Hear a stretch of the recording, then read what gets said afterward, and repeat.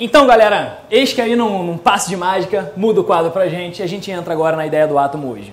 Então, qual é o grande lance aqui, meu aluno? Preste atenção aqui em mim, preste atenção um pouco na ideia do que é o átomo hoje. O átomo hoje, ele tem duas regiões importantes. Região essa central, que a gente vai chamar de núcleo.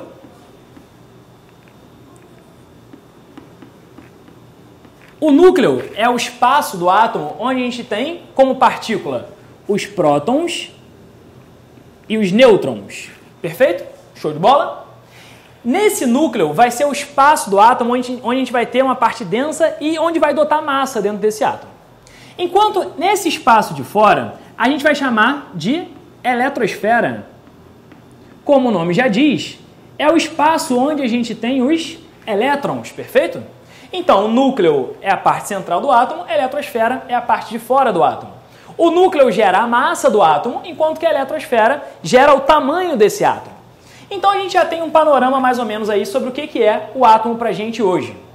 E aí, galera, eu me questionava um pouco em dizer o seguinte: como é que o cara fazia um experimento e sabia que ali dentro a gente tinha átomos, por exemplo, de cloro, ou átomos, por exemplo, de nitrogênio, ou átomos, por exemplo, de neônio? Como é que eu sei identificar um átomo? Você sabe se identificar? Ah, eu sei, eu me vejo, eu sei quem eu sou. Mas, por exemplo, será que o presidente da República sabe quem é você? Provavelmente não. Se ele não souber, existe um número que caracteriza quem é você. Por exemplo, o seu RG, o seu CPF. O seu RG ou seu CPF é um número que vai dizer que você é você. Não tem mais ninguém que tem o mesmo número que você. No átomo eles fizeram a mesma coisa. Como é que a gente olha para um conjunto de emaranhado de partículas e eu sei que esse emaranhado de partículas é um hidrogênio ou esse emaranhado de partículas é um hélio, por exemplo? Eu vou saber fazer isso aprendendo a identificar um elemento químico. Como é que eu identifico um átomo? Como é que eu identifico um elemento químico? A gente vai identificar esses caras justamente em função de uma dessas partículas que existe dentro do átomo. A gente vai identificar sempre pelo número de prótons. Então, como é que a gente identifica um átomo? A gente vai identificar um átomo em função do número de prótons.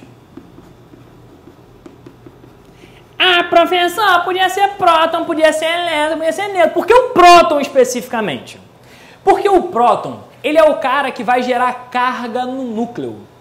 E essa carga do núcleo é o que vai definir grande parte das propriedades que o átomo apresenta, que o elemento químico apresenta.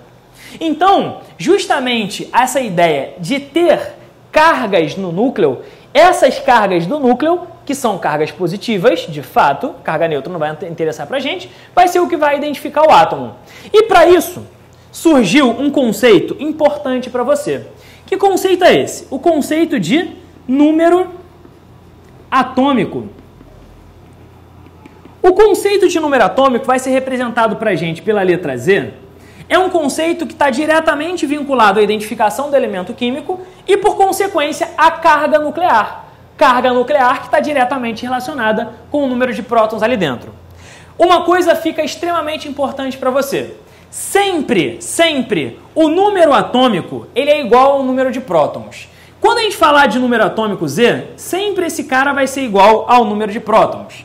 Então a gente precisa de algumas definições importantes. Primeira definição é saber que o número atômico, que é o Z maiúsculo, é sempre igual ao número de prótons. Perfeito? Então essa é a primeira ideia importante. Sabemos olhar para o átomo, sabemos identificar qual tipo de átomo existe ali dentro, qual elemento químico existe ali dentro. Agora, galera, vamos tentar passar mais alguns conceitos para vocês. Apagando o nosso átomozinho, né? Diminêutron, né? Para quem... criancinhas que veem diminêutron, tá aí o diminêutron para você, foi apagado. Galerinha, presta atenção agora.